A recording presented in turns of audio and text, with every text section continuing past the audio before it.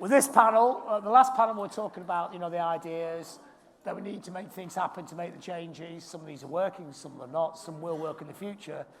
But I guess the gist of this panel, the people on the front line trying to implicate these changes, trying to make them happen, and the ideas of what they would need to make them happen as well. So starting with Jamal at that end.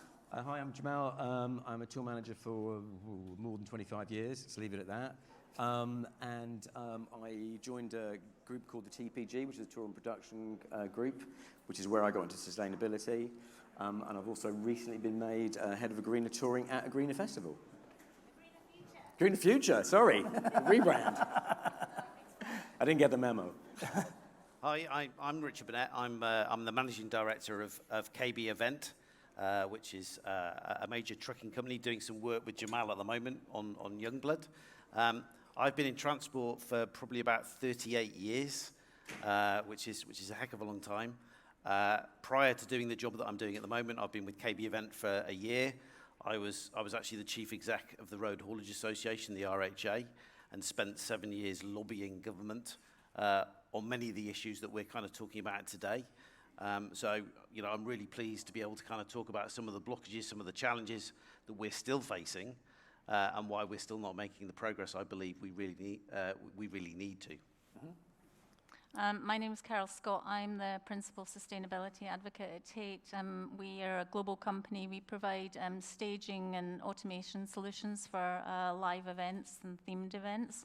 I also sit on the steering group, the working group for Live Green with Jamal and Claire O'Neill. So we're creating a roadmap of how in the ecosystem of concert touring we might become more sustainable. Okay, so Jamal, I guess 30 years ago, this had all been alien stuff to you, wouldn't it? Or is it something you've always been interested in? It's something I've always been interested in. It's just that obviously it was never part of touring, and not really until the pandemic. It was, for me, it was a positive thing. It was, we had a chance to sit down and have a look at it, and when the tour and production group came together, we looked at. First and foremost, COVID and how we were going to go back to the music industry under the guise of COVID. We looked at equality, diversity, inclusion, mental health, and also then sustainability, which is fundamentally, ironically, looks after all those things. And so that was a real start for us. But it's only been the last 2 years that I've taken a deep dive into this and trying to look at practical ways of doing it, and also trying to engage everybody in a conversation about what they're doing and what the issues are. I mean, was it specifically the pandemic because you had time to think about it, or was there a spark point? Did you read something somewhere? Or? No, it's always been there. It's always been there. But it was that I actually had time to address it. We had, strangely enough, a lot of time on our hands. Yeah. We weren't gigging, so it had always been there. But it was something that I suddenly had time to dive into. And for you, I guess the idea would be when everything reconvened again, it's the same model, but with very different sort of chassis to it, isn't it? Like, that's a real issue because it is the same model, and it's getting people to break out that far. I've always hated, the one thing I've always hated when I'm on the road is like, well, that's the way we've always done it, and that's the way we're going to do it. You know what I mean? If it's good enough for Aussie, it's good enough for you. You know what I mean? And no, it's not, because you think about being on the road. What's so brilliant about being on the road in our community is that we learn to adapt. Whatever our situation comes down the pipe of that day, we adapt to, we make it happen. That's what we excel at. And that's fundamentally why I think this industry is going to be, should lead on this, because we are brilliant at adapting, and we need to adapt very quickly. Was that the same with you, Richard? Is this a long-term kind of thing you've been interested in, or is it?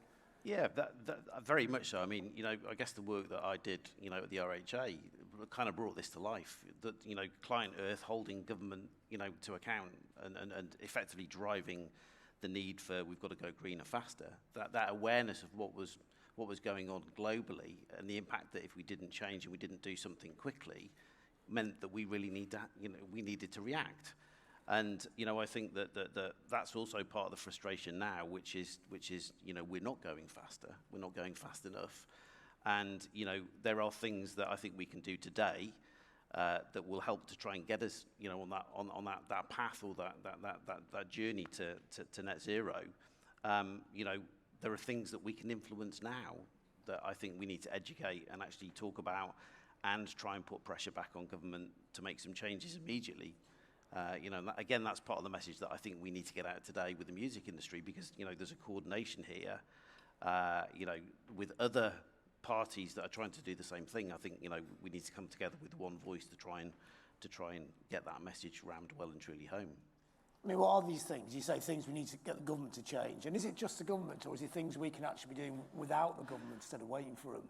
Well, you know, look, you know, we're using HVO when we're using HVO on Jamal's tour at the moment. You know, HVO, hydrated, you know, hydro-treated, you know, vegetable oil, is an expensive commodity. The production process is expensive, but, you know, government currently puts the same level of duty on that product as they do diesel. There is no incentive to try and actually get people to move. It's 40% more expensive than diesel as well. You know, so we talk about it and we talk to our clients about it, and, you know, it's those that are committed to say, look, we're prepared to make that change now, that kind of jump forward. And we've got clients at the moment that say, look, do you know what, enough's enough. We're going to put our money where our mouth is. We're actually just going to go for this. But, you know, when you look at the other sort of routes that we're taking, you know, whether it be battery electrical or whether it's you know, electric roads or hydrogen, government is still way behind the investment in terms of the infrastructure. The thing that's really delaying this is the ability to kind of move quickly into those areas. You know, electric charging, we know for cars is a problem right now, let alone trucks. You know, when you think about the number of electric trucks that we'd have to charge and the amount of space that it's going to physically take, and the speed at which you can actually charge a truck. Because for us, that's critical when you're touring. You know, it doesn't matter where you're going, there's a criticality about the time. So that infrastructure's got to be there, it's got to be right in order to support, you know, where we're needing to get to. And, you know, government are failing to recognise that in the short term, low carbon alternatives are part of the solution, immediate solution, to support that journey towards net zero. So what was your Damascus moments then? Did you have a moment when, or is it something you've always been interested in as well? It's always been something I was interested in, but I was the vice president of sales, and I kind of, in my own personal life, I was a speaker for Extinction Rebellion, and I was helping the kids do their Fridays for Future strikes, and I'd moved my pension portfolio over into something, you know, that didn't invest in fossil fuels. I did everything that I could. We started buying my electricity and gas from Dale, and got everything that I could in my own personal life to a place where I'd kind of reached a ceiling, and I'm not a ceiling woman, so I thought, what do I do next? And I thought, right, okay, the thing that I can do next is I can try and change my company, and I can try and change the industry that I work in. So when I went to the sales conference, I asked if I could talk about sustainability, and I was given a 20-minute slot, and then they said, we're overrunning, you've got 5 minutes and you're up now. So if you're a salesperson, you don't typically wake up in the morning and think, what I'm going to do today is stand up in front of the C-suite and the directors and the entire operation and show them what I've got from a sales perspective, especially now without any material. And basically what I said was it would be pitiful if we as a company saw the climate crisis coming and we did nothing about it. And there was many unanswered questions in my life, but the one thing that I knew to the core of my being was that you couldn't consider anybody in our company to be remotely pitiful. It wasn't in our vocabulary, it wasn't in our DNA. And in years to come, the young people were going to look us in the eye and they were going to say, you saw the climate crisis coming, what did you do? And we can say, we saw it coming, we thought it was too big, we thought it was so all-encompassing, we went home, had another glass of wine and watched a Game of Thrones. Or we can say, we saw that it was coming, we're really innovative as a company, we like to be on the cutting edge, we decided that we would change our direction and we would try and take the industry with us. And I sat down and there was silence and I thought, shit, have I been fired? And then what happened in the interval was people started coming up and saying, I believe what you believe, I just don't know where to take it. I've got this really amazing idea that we could do, but I don't know where to take it. And Adam Davis, who's the owner of our company, he said, if this is what you believe, find out how we retrain you and we'll start the journey. So they paid for me to do a course in sustainability leadership at Cambridge, and then I just finished it, about to start our journey on sustainability, and COVID hit. And that's when I hooked up with Jamal, because we were all sitting at home and we were all working out how we could all start jiving in a new way. And because I come from theatre, I always also had the privilege of being a part of the theatre community's working sessions. And the theatre community, I cannot tell you, they created this amazing piece of work called the Theatre Green Book. It's been adopted by so many of like the theatres, the National Theatre of Scotland and England and Wales. It's been translated into about 15 languages now. I sat on a call for Opera Europa last month. There was 81 opera companies across Europe on that call, all talking about the Theatre Green Book and all talking about how they were moving forward in sustainability. So there's been a whole load of work that's laid a lovely foundation while we were in lockdown. We've come back. It's been a baptism of fire, and I think we can all acknowledge that. And I think the challenges that we're going to talk about here and now are what's happened since we've come back, but we mustn't lose sight of we've created a fertile ground. The seeds have been planted. They are growing, and nothing is going to stop them. So, yeah, I think we should maybe talk about some of the challenges. Well, firstly, I want to know about the Theatre Green Book, because they've got different things they've managed to make work, which in music should be applied to music, or is it the same kind of problems and solutions? So there's two things. So if you're in theatre, you can be anchored into a house. You can be in an opera house, or you can be in a rep, or you can have your same core team are going to come to the same building every day and do the same things. So that's great. It's much easier to take forward a transformational change where all of your people come to one place. Theatre obviously has touring theatre and commercial theatre, so that's quite different because they're like us in concert touring. They come together for one production and then they disperse again. So it's harder to implement the change when you're constantly changing groups.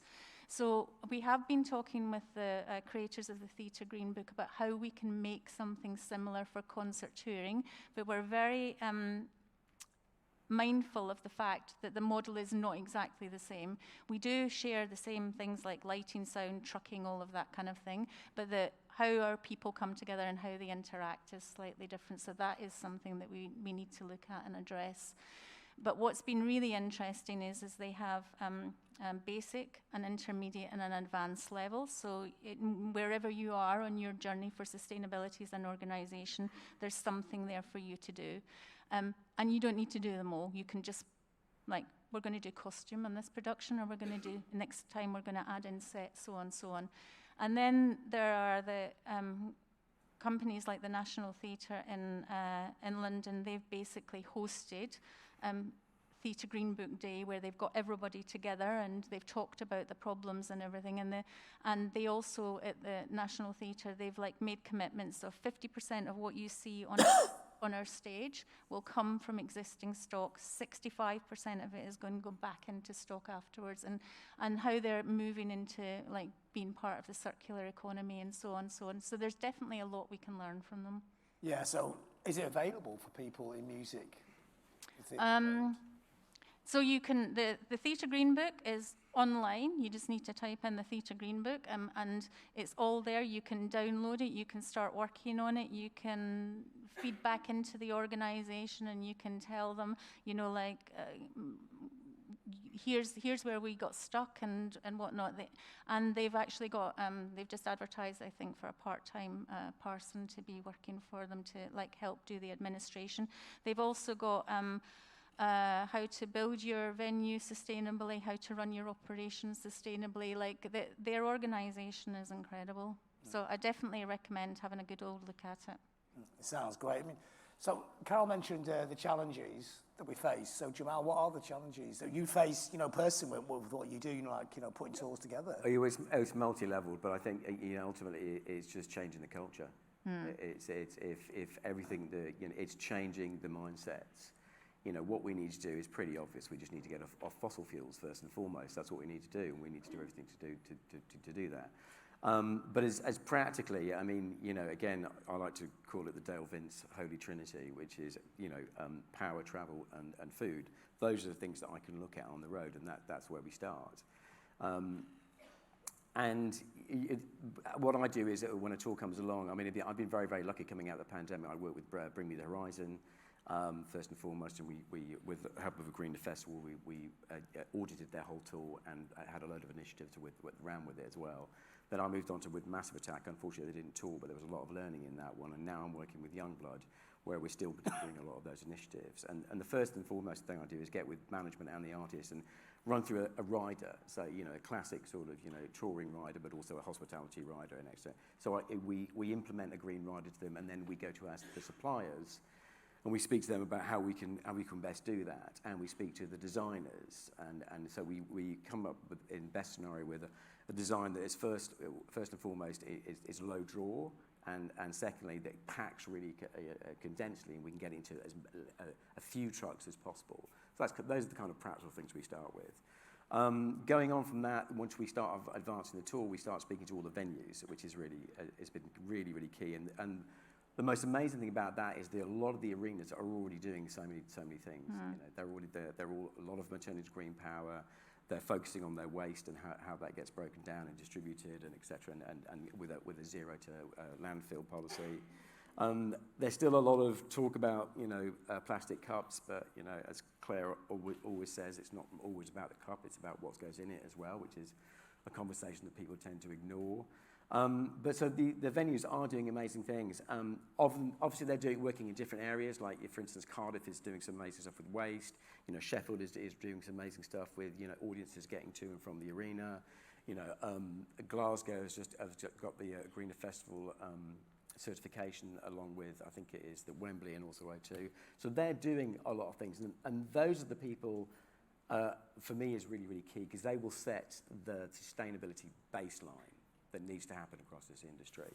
So speaking to them in advance with them is really, really key. And then the second thing, just dealing with yes, the suppliers and getting them to come on board with the practicality of it.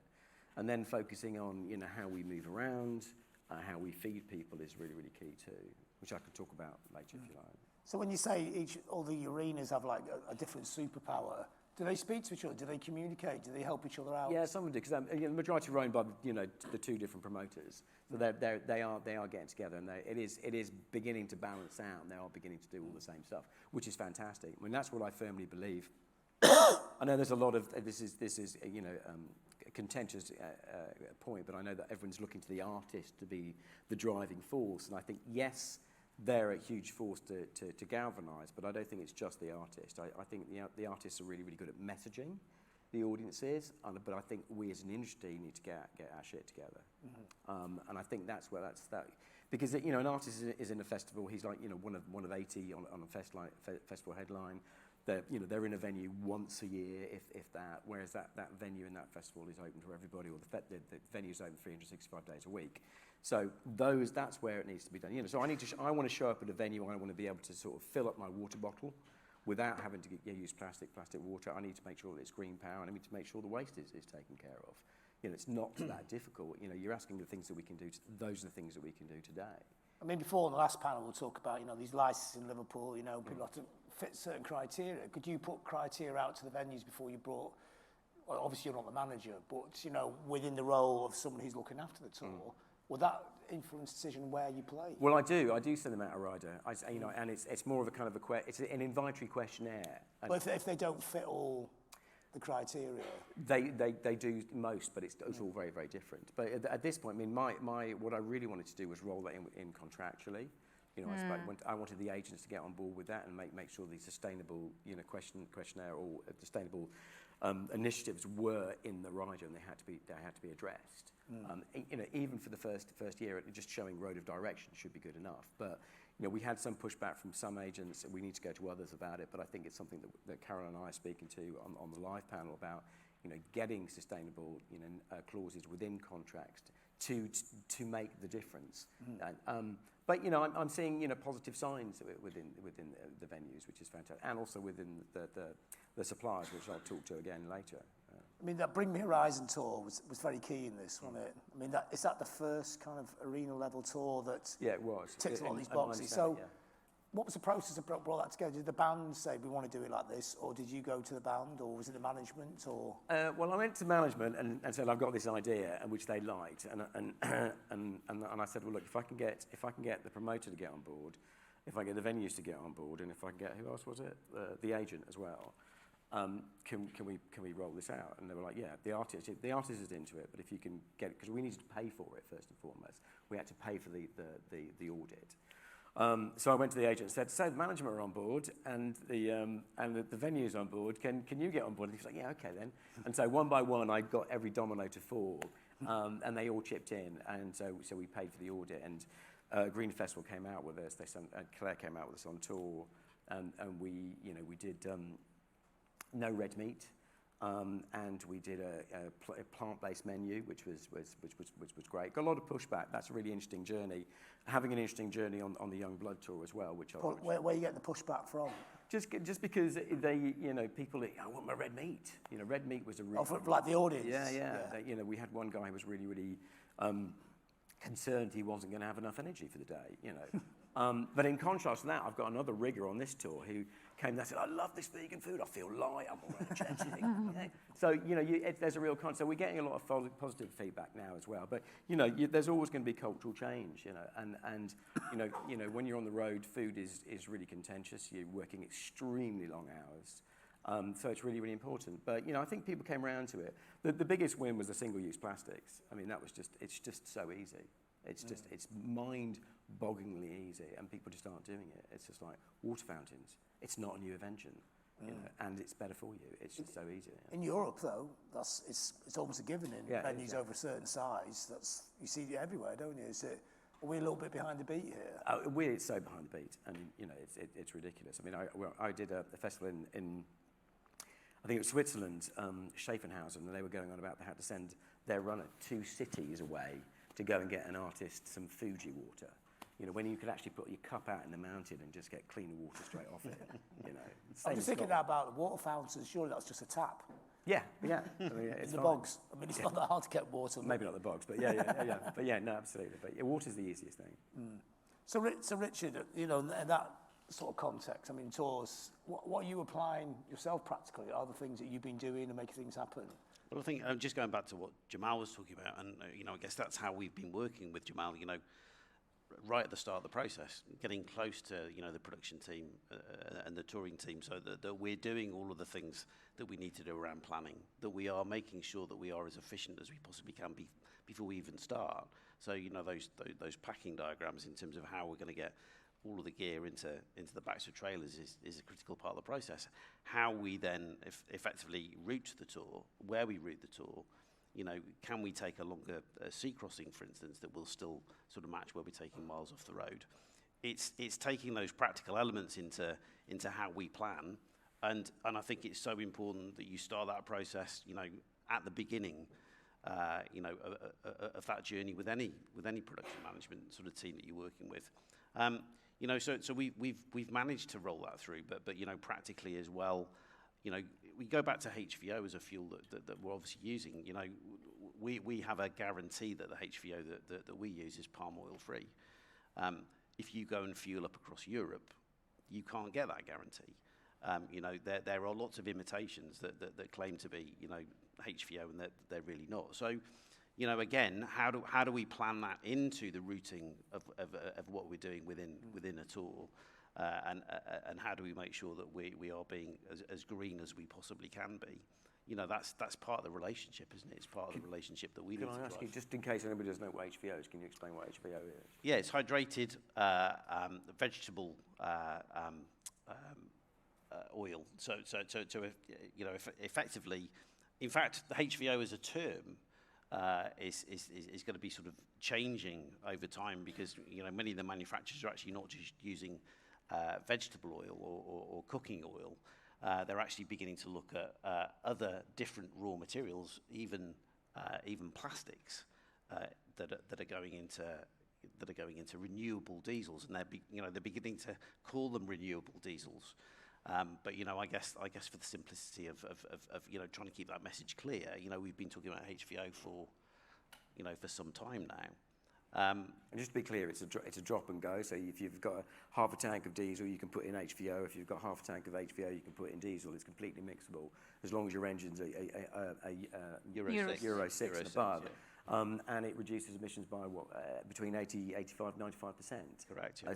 Particulates are still there, so it's still a pollutant. But it's, as I say, it's not the final answer, but it's definitely A stepping stone. step in the stone. Yeah. It'll allow you to sweat your stock slightly longer. Absolutely.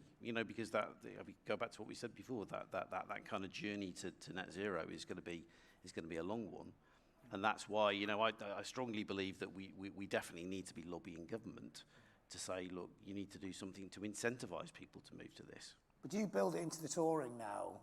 Like Jamal was saying, with the riders and the contracts, it's getting built in. So we talk about HVO. We talk about effectively what our offer can be. So we will quote diesel, we will quote HVO, and we're trying to educate and take people on that journey. It's the cost differential that people kind of choke and balk at when we kind of come back to are we going to run this tour on HVO? And that's where it's fantastic working with somebody like Jamal, where that commitment is there. We are, I think, this year more than any other year. At the beginning of this year, we are seeing more and more clients ask for HVO.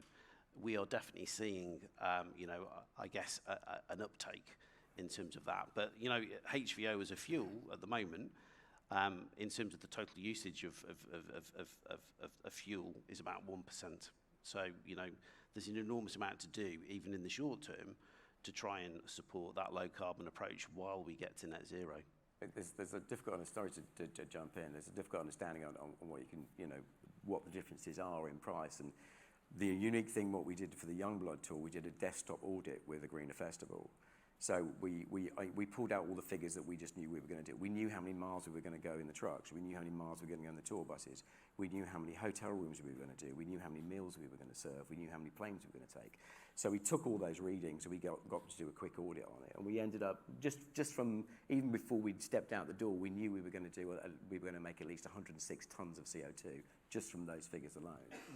And we did a comparison if we used HVO on the trucks. So we did a diesel comparison and an HVO comparison of what the fuels would cost us, and then how much the CO2 was made, and then how much it would cost us to responsibly remove that carbon from the atmosphere. I'm not talking about offsets, I'm talking about carbon removal, so concrete locking away of that amount of CO2 into the ground. And when you look at the figures, it actually turned out to be cheaper to use HVO because the cost of burying that carbon was much lower. And the other thing is, you're not making the CO2 in the first place, which is really what you want to avoid. So when you see it in that linear, I showed it to management, they were like, HVO. It was really, really simple, it was just done. But understanding those figures is not always that easy. I mean, is it just the travel and the transport and those logistics that you get involved in, or is it the whole big picture? Like I was emailing my three bus drivers, because I'm actually in mid-tour, I've jumped out of it to come speak today, and I was emailing my bus drivers today, can you check your bus stock? Because, otherwise they just get free, cases of beer and food, and it's just, half it's just thrown away. It's just like, oh, sell-by date yesterday, boom, you know what I mean? So just, trim your bus stops, trim everything, the caterers as well, we're deeply involved with caterers and what they're doing. I can talk about that again later if you We'll talk about it now, actually. To talk about now, okay, catering. Yeah. It's a really, really sensitive issue, but I think we are definitely getting there. I mean, I must admit, I was on a call with the Americans during the pandemic, and I wanted to talk about trucks and planes and power and all this, and they were like, hey, let's start with catering, man. I'm like, really? This is the best you've got? But they were right. They were so right, because when I dug into it, and along with help with Claire, it's, global food production is 25% of our emissions. 74% of the land that we use is to feed animals that we eat, or for dairy. And 50% of food, from farm to fork, 50% of the food is thrown away. So it's a huge waste, huge emissions, and needs to be addressed. And I think what we've done more successfully on the Youngblood tour this time around than we did with the Bring Me Horizon tour is that we've done the no red meat thing, which is great. We haven't one single use plastic, to no bottles anywhere. That's been a real dream and it's working really, really well. but also the pre-ordering as well. They've been really, really, so much so that on the last UK date, we decided to do a buffet, and the crew were like, hey, where's my pre-order? they didn't get their pre-order, because where's my meat? Because the pre-order is basically a jot form. It's a really, really simple thing, and you just put your name in, any allergies, and what do you want for dinner? Bang, done. And what it allows the caterers to do is to plan their meals, order it easier, far more efficiently. It's like they're ordering 10 meals extra as opposed to the usual 40. So it's a saving cost, it's saving waste, and it's just much easier for them. They're cooking less. Also, there's no after-show food, there's no after-food sandwiches, so they're not having to waste all that time making sandwiches. They get wrapped up in cellophane and gets thrown away at the end of the night, because you get off a bus, 30% of those sandwiches get eaten, or one bite out of them. So we've eradicated after-show food as well. So it's really, really working. And the food's great, the vegan thing. As I said, my rigger loves it. So. But what about all the other aspects, like the audience itself getting to the venue? People talk about that's very difficult. Do you see that as part of your role here, or is that part of the arena's kind of role? It's a really talk about it between. It's a difficult one. I don't know. Is it Sainsbury's responsibility to take care of the people that drive into their car park? I'm not saying it should be your responsibility, but because you've got the ideas and the positive thoughts in this kind of field, is it something you would talk to arenas about? Why don't you do this? Why that's not a bad idea doing that? Is it that come to the conversation? I think that's part of the legislation, and that's what I'm seeing in the arenas. They running the late night trams in Sheffield.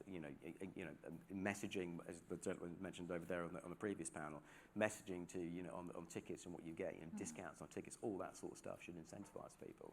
And to be frank, it should be more fun getting on the train or the bus going to a gig. It's like taking an E and getting in the queue for the club, isn't it? That's where you have most of the fun. But anyway. Well, people get funny about public transport, though. They do.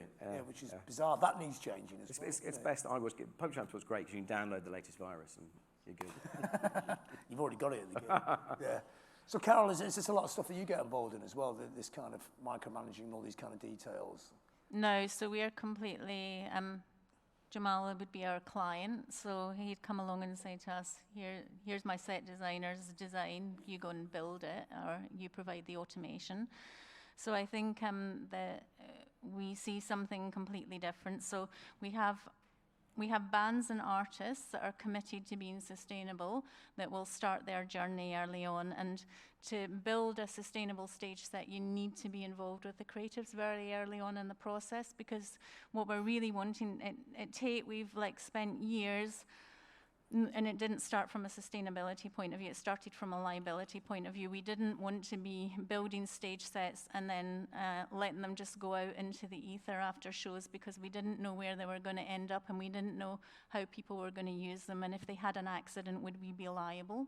So we changed our business model, and we stopped selling the sets to the bands and the artists, and we were just renting them. So we realized that what would be really good is if we made everything modular, everything would plug together, and we could make things reconfigurable, and that would be good for us as a business model. It would be good for the client, but also the knock-on effect is, from a sustainability perspective, we use less virgin materials.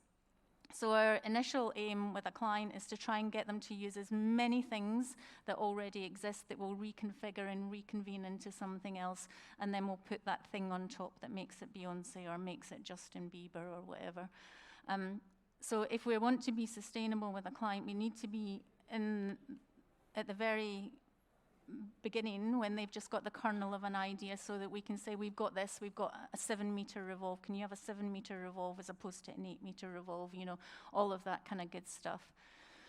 And that needs lead time, and that needs cooperation, and that needs, that's a partnership with your client. If you've got a situation which we're seeing now after COVID, the dynamic of ticket sales is changing a lot. So previously, people would buy tickets 6 months or a year out or whatever, and the client knew how much money they had to spend on things. After COVID, ticket sales were happening nearer and nearer to the event, so people weren't quite sure of how much money they had to spend on things. So lead times were getting contracted. So what we saw two things happening. We saw lead times getting contracted, but clients that had lots of money that just and didn't really care about sustainability, of just go and do whatever, just get it done, which is not really good when it comes to the the use of virgin materials, and it's not good for the sustainability of your people, because then your people are working 24/7 in the shop to get something up and running. And then we had other clients who were like, okay, we've only got 6 weeks until our first rehearsal date. Let's work together. Let's take as many things as you have and let's make them into something else and let's put it out on the road. So we see two completely different ways of working. And also on top of that, we would, as an organization, this thing, the customization of what we put on top, we'd really like to be involved with the artists very early on to say, right, okay, that custom thing that we're building, how do we make it into something else at the end of the tour? How do we make it become a reconfigurable asset? Or how do we make it so that we can make it into garden furniture and sell it afterwards? Or how do we take the drape across the front of the stage and make them into rucksacks and sell them? How do we give a second life to everything? How do we design so that we can start taking everything apart at the end of the tour and put it into its material streams so that it can become a part of the circular economy? We want to start working with clients in that way so that we can change the dynamic. So there are, I know that Jamal says it's not always, we can't always blame the artist. We are working to create a fertile ground of allowing change to happen, but we do need the artist to be on board, because if the artist says, if Massive Attack says, this is what we're doing, this is what we're doing. If McCartney says, this is what we're doing, this is what we're doing. If the artist doesn't really care, the organization isn't going to care. So, yeah. So it's a two-way process. Yeah, it's definitely a two-way process.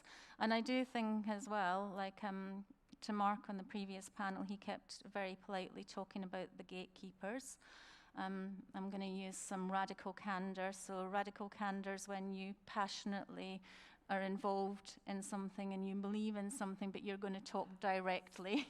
And I'm going to talk directly as a Scottish woman. But I believe passionately in this industry. It's not just gatekeepers that we have.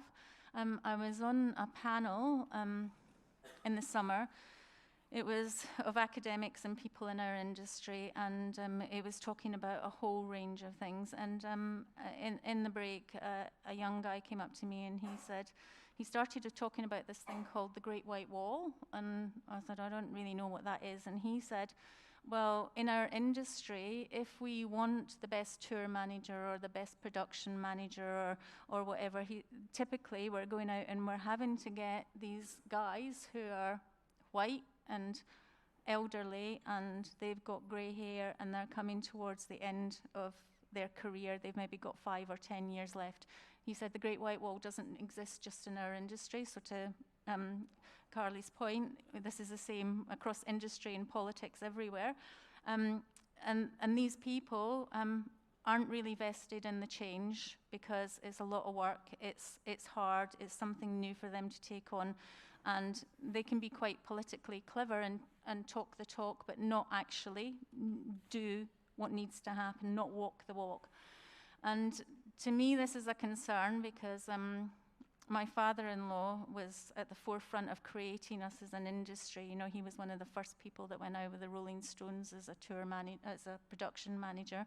And his generation created and formed our industry. And now our generation, we're the ones that are the Great White Wall, we're the gatekeepers, and what is our legacy going to be? Is our legacy going to be we stifled the change, or are we going to be the people that take the lid out of the bottle and we let the genie out, and we let that genie out and we let it go wherever it can go, and we change our industry? And we are the change makers that are in this room, and we are the ones that can create the change, but also everybody that's going to turn up at the ILMC tomorrow and the day after, they're gatekeepers, and they need to come here and listen and be a part of the journey and help us all move forward. So I encourage you to reach out to anybody that you think is a part of the Great White Wall or a gatekeeper and explain what their legacy might be and get them to come and join us, because we're preaching to the converted in here, and we need to preach to the ones that can make the change. So, Richard, do you come up against the Great White Wall a lot? Yeah, it's certainly something that is not new. You know, if we go back to part of the conversation, you know, it's refreshing that Jamal looks at this through a different lens. You know, looks at it from an educated view, which is, look, the overall cost is kind of, it's cost effective, but that Great White Wall as well is looking at the money. It's looking at the cost. You know, and it's a constant. You know, we either put our money where our mouths are, and we actually drive change and accept that you know, to be greener is going to cost. You know, or we're not going to make the progress that we're going to need to make. You know, and I know. Look, I can only talk from a transport perspective. I can only talk from you know, I guess where I sit. But you know, the physical cost of some of these things is colossal. If we go to an electric truck now, it's 3 times the cost of a normal Euro 6 truck. That'll cost you about £140,000 just for one tractor unit. An electric truck is 450,000. You know, so there's your initial outlay. What are you going to say? You're going to say, yeah, I'll have 10 of those. How am I going to put that cost back into the cost of a tour? And then I've got the operational cost of actually having to charge that truck en route. You know, and I've got to put the infrastructure in place. I've got to know where that infrastructure is because I've got to keep things moving. These things cost, and that's unfortunately, you know, I guess what we're facing at the moment is that Great White Wall is basically saying, look, you know, if we don't take a broader view, no, to that cost. So we've got to persuade people to, like I say, put their money where their mouth is. Got one client at the moment who is absolutely committed, you know, to this year doing everything on HVO as part of that journey. That's a big change because that cost is a significant cost to that business. But they accept, for all the reasons that we've talked about, if we don't think about our families, we don't think about, you know, our future children and what we're gonna lay down for them in the future. How can we live with ourselves? So, you know, I think we've got to push that message, but we've also got to have governments helping support that journey. You know, and you know, part of my frustration of leaving the RHA as a business was also about dealing with a government that just isn't prepared to listen, that it's burying its head and actually doesn't understand the kind of bigger picture.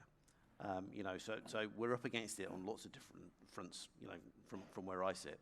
Do you think it's a really big reconfiguring of music and touring that's needed? I mean, obviously financially, but there's a mindset that needs changing as well.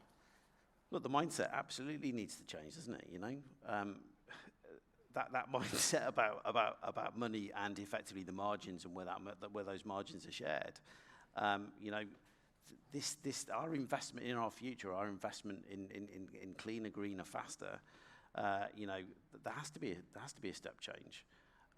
You know, and until that's accepted, you know, I kind of agree, you know, with what Carol was saying. You know, the people in this building, not just in this room, but in this building, need to play a big part in that commitment to doing things differently. And until we see that step change, then it won't change, will it? It won't change fast enough, and we'll be having the same conversation.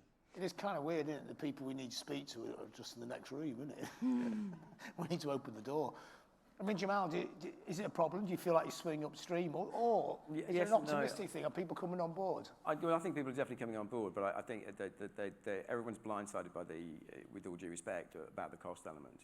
Because you can talk about the cost element of your company, you can talk about the cost element and the effect on the economy, but then, you know, when the half the southern hemisphere have to migrate north, the cost of looking after those people as the earth changes and cities go below water and we, you know, no longer can grow enough food to feed our people, what's the cost of that? That's what we should be thinking about. Sorry to be painting the black picture, but that's what we're looking at. So I think, you know, we need to be looking at the cost as part of our R&D. Any company out there who isn't investing in sustainability as part of their R&D, you know, if you look at all the massive tech companies, the way they do it, they're spending 20 to 25% of their profit on research, gathering in as much intel as they possibly can to keep at the front of that curve. And that's what we need to be doing as an industry, and that's what we need to be doing with sustainability.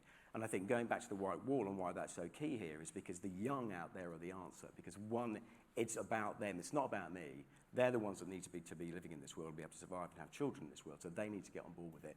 They are far better qualified than the old white wall because they're much better tech heads, they're much faster, they're brilliant. Whenever I get a young crew, I celebrate it, absolutely fantastic. But it's the research and development that's really, really key on this. So we have to keep pushing that forward. And yes, everybody's like, it's difficult because we've got to make that kickstart to make that initial move towards sustainability. But you've got to look at it as an investment in the future. And it's absolutely key. And ultimately, once you get past that first barrier, it starts being more cost effective. There's loads of suppliers that I've spoken to. It's like, yeah, we turn to LED lights and our power's gone down. We've got motion sensor lights in our warehouse. We have showers now so that everybody can cycle. And it's like all this simple stuff, but that makes total sense. But again, you've got to reinvest in that stuff, and which is why HVO is a potential answer for the moment, because it will give us that little jump until we get electrification of the highways. But within each sector, that's what we need to look. It's like I know a lighting company a couple of years ago invested solely on LED fixtures, and LED fixtures are now being put into old fixtures and stuff. So there's loads of ways of doing it, but I encourage everybody to not get stumbled on the cost factor, because the ultimate cost factor is your children. I think also as well, though, so for companies of our size, we're legally bound to present our carbon emissions every year with our annual accounts, and that's been something that we've had to do since 2019. So everybody on companies our size, so you have to quote on your Scope 1 and Scope 2, you're allowed to pick what you want from Scope 3. But you can see where the government's going. We've sent they've created that new department on the energy, what's it called, like defense of the energy and getting to net zero. So that's a new department they've created. So you can see what's going to happen in the future. We're going to present our annual accounts. They're going to say, this is your profit, here's your corporation tax, oh, here's your carbon emissions, here's your carbon tax. You can see that this is the way that we're going. And creating a path to net zero, this is something that they're now asking to see as well. What's your path to net zero? And also for companies of our size, we have to do a thing every 4 years called ESOS, which is Energy Savings Opportunity Scheme, which in the past used to just be a tick box. So you do an audit, you go around your buildings and you'd say, oh yeah, we should put up like a vinyl on the window to reduce the sun glare, all of that kind of thing. Nobody ever checked to see if you had done it. Now things are changing. This year, the audits have to be done, and what you have to do is do the audits of your locations, and then next year you have to write how you're going to reduce your power. So what are you actually going to do to reduce your kilowatt hours? And then in 3 years, in 4 years' time, 3 years after we've written that report, we're actually going to be audited on what we said we were going to do. So you can see the government are starting to drive businesses. They're going to, and they're changing the way that licensing is happening. So change is coming. If anybody in this room or anybody in that room thinks that this is a pipe dream, it is not. We're all going to have to get to net zero. We're all going to have to be investing in carbon capture. And if you're not in your own homes and you're not in your own businesses trying to reduce your emissions as much as you possibly can, you're going to get stung at some point. So I take my hat off to Jamal, because Jamal is looking at the real cost of everything right here, right now. And people like him that are early adopters, that are prepared to start disrupting the industry, are actually really doing us a favor, because they're protecting ourselves, they're protecting everybody for what is about to come, and they're laying a foundation of here's a way to do it. So I think the government are doing things, just not as fast as you want. So you're optimistic then? I'm always optimistic. I'm a mother. And I've brought children into this world, and I'll be damned if I'm going to let it crumble and fall apart on my watch. A woman without a ceiling. There's a T-shirt. A woman without a ceiling. So Richard, are you optimistic? From your personal perspective, where you're at? Yeah, look, I'm always optimistic, but I guess I'm also pragmatic and practical. And I think spending 7 years working with government, that challenges anyone's optimism. So I think there's a practicality to this. I get really frustrated that we could go so much faster. Yeah. We really could, but I think we are being held back. And that progress, from my own personal perspective, where I see how disjointed government is across departments, where decisions could be made, far, far quicker, is part of the treacle that is really slowing this down. So I get very passionate and I'll sort of jump on my hobby horse and try and drive those elements. But I think my optimism is slightly tainted with some practical things, and I still stay in touch with a lot of people within a lot of those departments, and their frustration. I spoke to someone yesterday, and they say, look, we're just not going fast enough. The targets that have been given around 2030, 2040, and 2050, we think we're going to miss them. That's not a great thing to hear, is it? And practically, we've got to up the ante. We've got to raise that message, and we've got to push that message back to say, look, we need your support to go faster. It's interesting that, say, music or whatever, which is perceived as being quite shambolic, is actually frustrating because the government's actually really shambolic, isn't it? Very frustrating. Yeah, it's like the roles have reversed over the years. Yeah, but I think again, music plays its part in terms of trying to influence government. But like I said before, there are various departments, there are bodies that we could be working with to try and get that message over.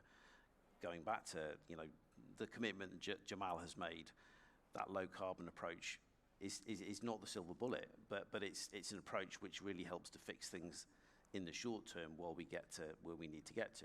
And for me, that's a no-brainer. But we've got to help people to do that financially at the moment, because that's the biggest blocker. So Jamal, I mean, you've made it work. You got the tours working to a certain extent. Are you optimistic about the industry in general, or just you can make a difference by doing it yourself in a sense, I wouldn't say we've succeeded in any great shape or form. And it's interesting to hear people use not fast enough. We haven't even broken into a crawl for what we need to be doing, to be perfectly honest. Am I optimistic? Yeah, you have to be. And as I said before, I'm very optimistic with the young that's coming through. But yeah, it's a huge challenge, and as I said before, I think the thing about our industry is that if our industry tomorrow woke up and it was all green, would we make a massive difference to the CO2 output and and the 400 gigatons of CO2 that we've got in the atmosphere? No, we wouldn't. But culturally is what we can. That's the big change. Music and what we do, and the spirit, and the crosses boundaries, religions, you name it. And if we can make that cultural change, if we can make people think differently, it's about getting people to think. It's getting them to own it. Every single person needs to be doing something. It's not, I'll wait for so and so, and I can't do it until they come on board. And what's the point because of China? Really, nothing about China. It's about you. Make the difference. Make the commitment. So you would see your role is to create workable models. I'm a punk rocker like you, mate. I'm an old punk rocker. yeah. DIY. Yeah. But to create models that people could actually replicate, that's kind of what you're doing, isn't it? Yeah, I'm just testing the ground really, seeing what it's doing, and I'm trying to work with suppliers and artists and venues and just to try and create those models, because we have to run those models. It's like all the power companies out there at the moment. They're running an old model. They're running, show up with generators, plug in your generators. When they really want to do is reduce their generators. They want to get more batteries. They want to have, they want to plug more in line. They want to be running different models, but the industry won't allow them because the industry isn't asking the right questions.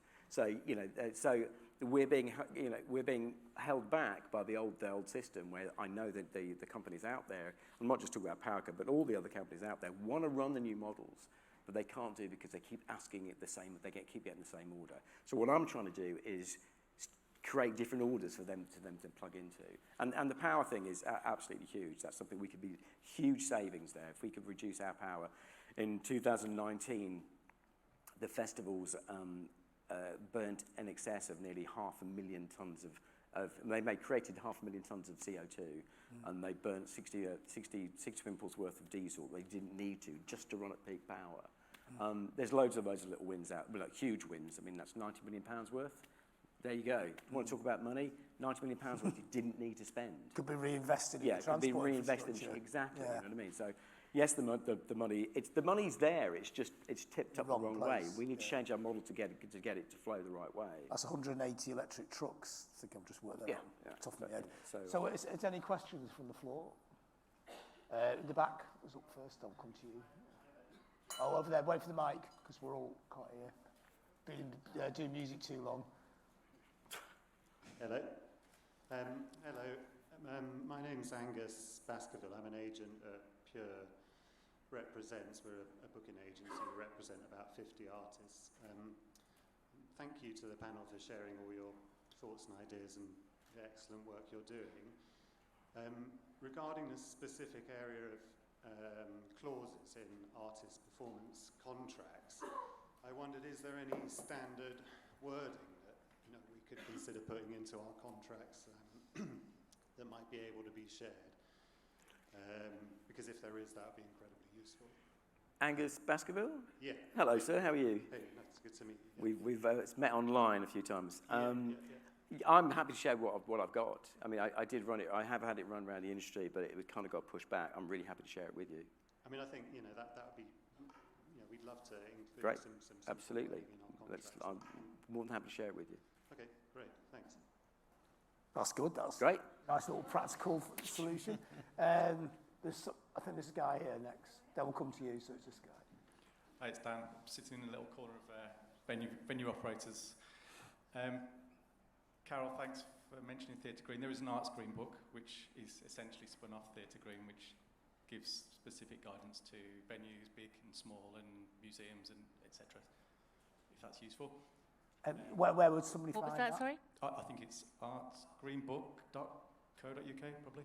Paddy Dillon, who wrote Theatre Green, I think, has just spun off into that. And I'm sure there's people in the room who've contributed to it. The pensions thing is brilliant. That doesn't get mentioned enough. We could all just change our pensions, and there's £1 trillion that won't go into oil and will go into good stuff. But for trucking, as venue operators, what should we be doing for infrastructure for you? Should we be putting electric charging in, or should we be putting HVO stations in? What can we do to help you? I think in the short term, HVO, because in terms of the infrastructure piece, there's a whole piece of work that's being done at the moment.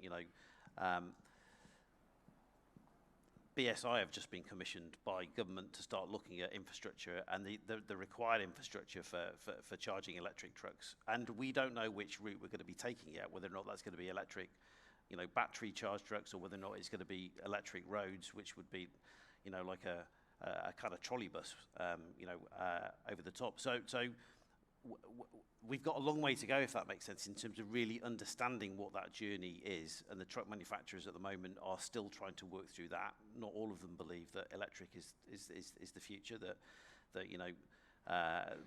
some sort of Euro 7 that is even cleaner might be part of that as well.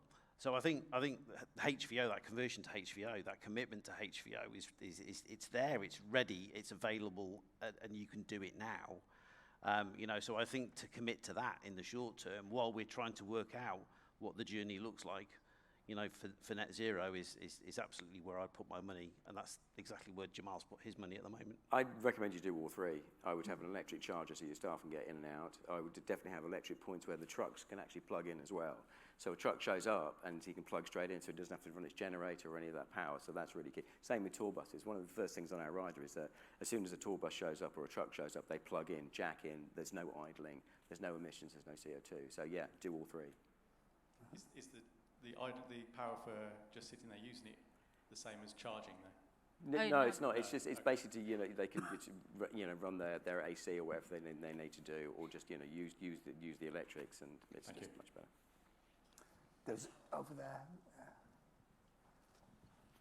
A bit like Carol, been coming to these events I've just worked it out, 15 years was my first one of these. And one of the problems of these is they're a bit of an echo chamber. We're all talking to ourselves, so I think the price of admission for next year, should we have to bring one member of the White Wall with us to this conference? Otherwise you don't get in. Unless you bring a Eurosceptic boss in, we shouldn't be allowed in, because we all want to do this. That's why we're here. It's the people who aren't in the room who need convincing. So whether there's a call to arms for that.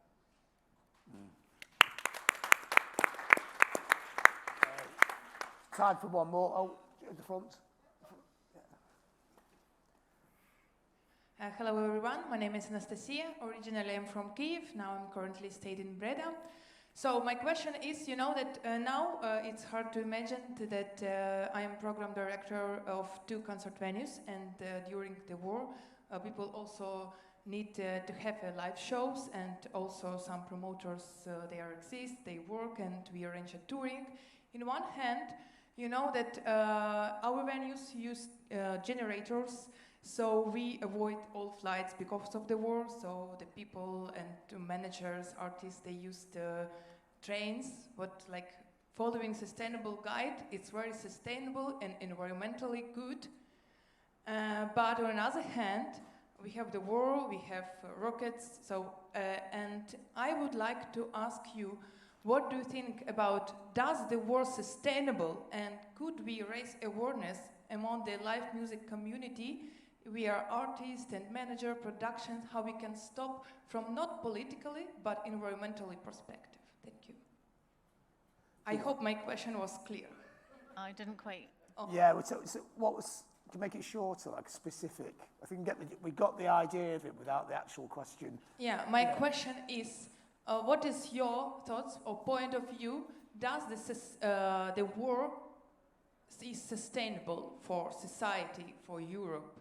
Can you tell it? The war? The war, yes. Oh, Because, Ukraine, yeah. You mean Ukraine war? In we have, I think, not only in Ukraine war, yes. So a lot of wars now exist on the planet, and from environmentally society, because the biodiversity also dies, and emissions a lot from the rockets as well. So we are talking about climate change, but I think we avoid that another challenge as the war. Yeah, I don't think that panel's specifically about that, but it's a fair question. But it's, I don't think there's very much we could do about the war. But yeah, I suggest that war isn't sustainable, and so that's, I would say let's finish the stop the war first and foremost. I think that's key, and stop people dying. And sustainability, well, yeah, it's difficult to put a footnote on that one. Let's stop the war. But I think you can only do what's in front of you, can't you? Yeah, Unfortunately, we don't have any power, do we? But we have the power to change what we can do. So what people like Jamal are doing, what people like Carol doing, what people like Rich are doing, they're trying to change what they do in their lives. And that's the only change we can make. And of course, all the wars are wrong, aren't they? But yeah, absolutely. You can't even get the government to take the tax off the fuel, you know. Yeah, but I would say, just on that subject, it's interesting. I often use the analogy as the Vietnam War. Would it have gone longer if the music hadn't been so good?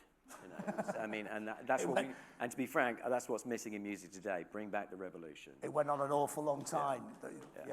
I would say as well, the Vietnam War was stopped not by governments, it was stopped by people. It was stopped by the American people saying, we do not like this, we want to change the story, and we will take to the streets and we will do something about it. And equally, when my grandmother first went to America, she could not sit in the same seat as a person of colour. By the time I was born, that had changed, but that again did not change because governments wanted to change or because business wanted to change. It changed because people like my grandmother and her friends said, we do not like this story. We want to sit with the people that we want to sit with, and they got up every day and they chipped away. They chipped away at the story every way that they could, and the story changed. It is not perfect. It's not perfect in any way, shape, or form, but it is a different story, and that happened in one lifetime. And what we're doing and what we're asking you to do is to chip away, chip away, chip away, chip away until we